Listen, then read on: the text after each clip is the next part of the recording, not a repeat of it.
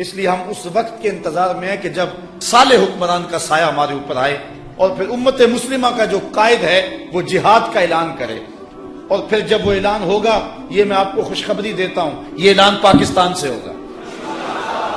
جو حضور نے غزوہ ہند کی بشارت دی ہے، اس جنگ اسلام کا جس کو حضور نے غزوہ ہند کہا، اور پھر یہ بھی لطف کی بات ہے، میں نے 1 سال قبل فیصل آباد میں گفتگو کر رہا تھا تو مجھے ایک نوجوان نے کھڑے ہو کے کہا کہ غزوہ تو وہ ہوتا ہے کہ جس میں حضور شریک ہوتے ہیں، جس میں حضور شریک نہیں ہوتے وہ غزوہ نہیں ہوتا، وہ سریہ ہوتا ہے۔ اور آپ نے کہا کہ غزوہ ہند، میں نے کہا حدیثوں میں بھی غزوہ آیا ہے، اس لیے میں غزوہ کہہ رہا ہوں، لیکن جو آپ کا سوال ہے میں اس کا بھی جواب دیتا ہوں۔ میں نے کہا کہ غزوہ وہ ہوتا ہے جس میں حضور شریک ہوں، تو جو قرب قیامت میں پاکستان سے لوگ اٹھ کے جنگ کریں گے وہ غزوہ اس لیے ہوگا کہ حضور اس میں شریک ہوں گے، حضور اس میں شریک ہوں گے۔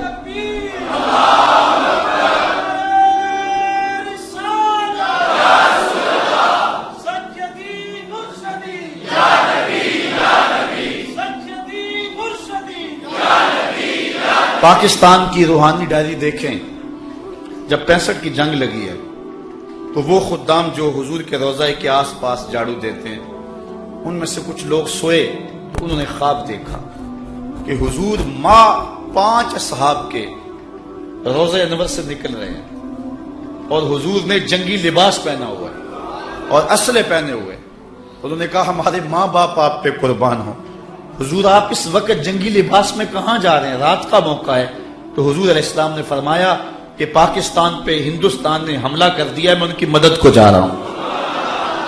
اور پھر پاکستان کی نہیں دنیا کی عسکری تاریخ کا یہ عجوبہ ہے کہ صرف 30 سیکنڈ کے اندر ہم نے انڈیا کے 3 جہاز گرائے تھے، 3 منٹوں میں نہیں، صرف 30 سیکنڈ کے اندر، آدھے منٹ میں ہم نے انڈیا کے 3 جہاز مار گرائے تھے۔ مجھے بتاؤ کہ یہ کسی جدید ٹیکنالوجی کا کمال تھا یا محمد عربی کی تائید کا کمال تھا؟ یہ پاکستان کی تاریخ ہے، یہ پاکستان کی روحانی ڈائری ہے۔ حضور علیہ السلام نے 65 میں ہماری مدد کی، اور جب غزوہ ہند ہوگا اس وقت بھی حضور کی تائید ہمیں حاصل ہوگی، اور یہاں سے حریت کے قافلے نکلیں گے اور پھر وہ پہلے دہلی کو کیپچر کریں گے، اس کے بعد جو ہے وہ جو دوسرا گروہ ہے جو مسلمانوں کے ساتھ ہندوستان کے لوگوں کے ساتھ ملے گا وہ ترک گروہ ہوگا، ترکی ساتھ ملیں گے، اور پھر یہ دونوں فوجیں اکٹھی ہو کر کے بیت المقدس پہ اسلام کا جھنڈا گاڑیں گے، اور پھر وہ وقت آئے گا کہ کافر چھپنے کے لیے جگہ تلاش کریں گے تو انہیں جگہ ہی نہیں ملے گی۔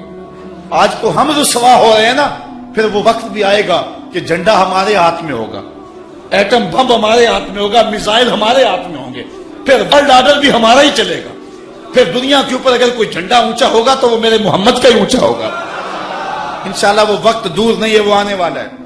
اگر آپ دنیا کے 56 57 58 اسلامی ممالک کا اس وقت تجزیہ کریں تو اس وقت دنیا کے اوپر اگر کوئی فوجی پاور تو وہ 2 ہی ملک ہیں، ایک ترکی اور ایک پاکستان، باقیوں کی جو آرمی ہے وہ نہ ہونے کے برابر ہے۔ اور حضور علیہ السلام نے جو بشارت دی تھی کہ ہندوستان سے لوگ اٹھیں گے پھر ترک کے مجاہد ساتھ شامل ہوں گے، یہ پاکستان آرمی نے انشاءاللہ ہماری مدد کے ساتھ آگے بڑھنا ہے۔ اب ہمارے لیے 2 ہی راستے رہ گئے ہیں، موت تو آئے گی، اب ایک بہت بڑا فساد بپا ہونے والا ہے، لیکن یہ بات آپ کو بتاؤں کہ 2 طرح کے لوگ ہوں گے، موت سے بچ نہیں کوئی سکے گا جو حالات ہونے والے ہیں، لیکن کچھ لوگ کتے کی موت مریں گے، کچھ شہادت کا تاج پہنیں گے۔ اس لیے ہم نے فیصلہ کرنا ہے کہ ہم نے شہادتی موت کو قبول کرنا ہے یا کہ ہم بزدلوں اور کتے کی موت کو قبول کرنا ہے، یہ ہم نے فیصلہ کرنا ہے۔ مرنا تو ہے، اس سے بچ نہیں سکیں گے، اب ہم نے فیصلہ کرنا ہے کہ ہم نے ہاتھ کے اندر طاغوت کا جھنڈا اٹھانا ہے یا محمد عربی کا جھنڈا اٹھانا ہے۔ تو یہ ہم نے اب فیصلہ کرنا ہے، اور بالخصوص میں نوجوانوں سے جو ہے وہ مخاطب ہوں کہ نوجوانوں تم اپنی زندگی کا رخ بدلو۔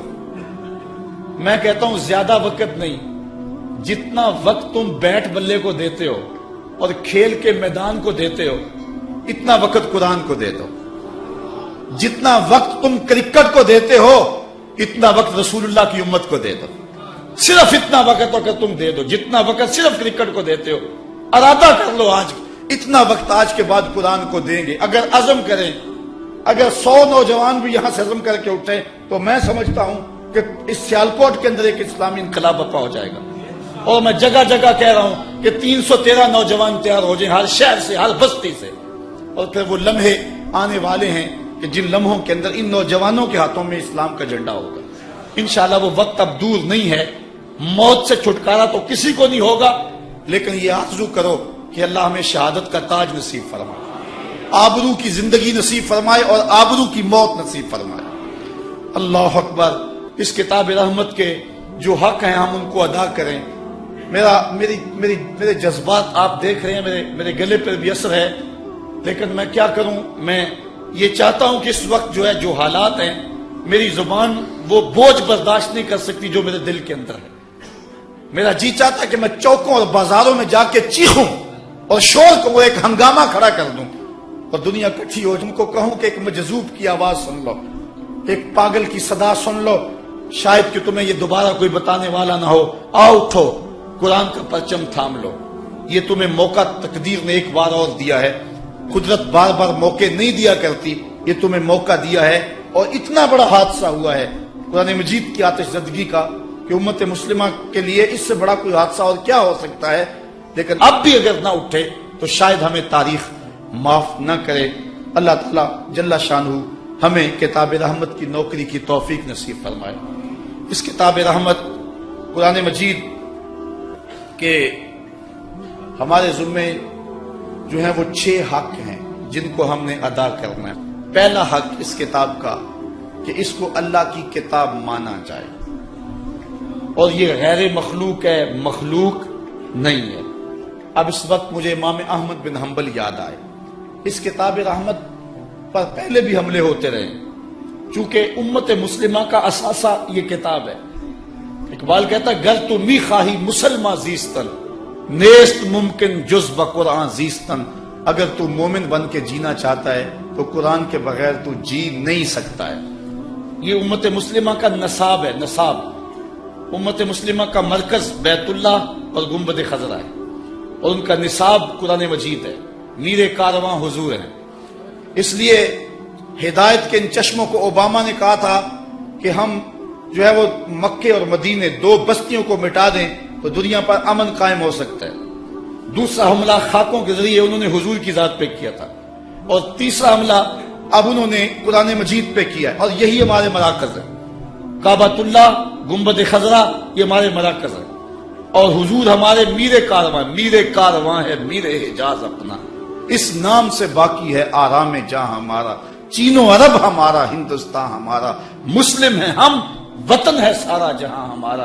تو حضور ہمارے میر کارواں ہیں. ان پر حملہ کیا گیا، ہمارے ان مراکز پہ حملہ کیا گیا، اب قرآن مجید پہ حملہ کیا. یہ جو کچھ کیا جا رہا ہے یہ ایک منصوبہ بندی کے تحت کیا جا رہا ہے اور اس میں جو ہے وہ یہود و نصارہ کی ایک باقاعدہ جو ہے وہ ان کا تھنک ٹینک کام کر رہے ہیں کہ اس وقت مسلمانوں کے خلاف ہم نے کیا کرنا ہے اور اگلی پلاننگ ہماری کیا ہوگی.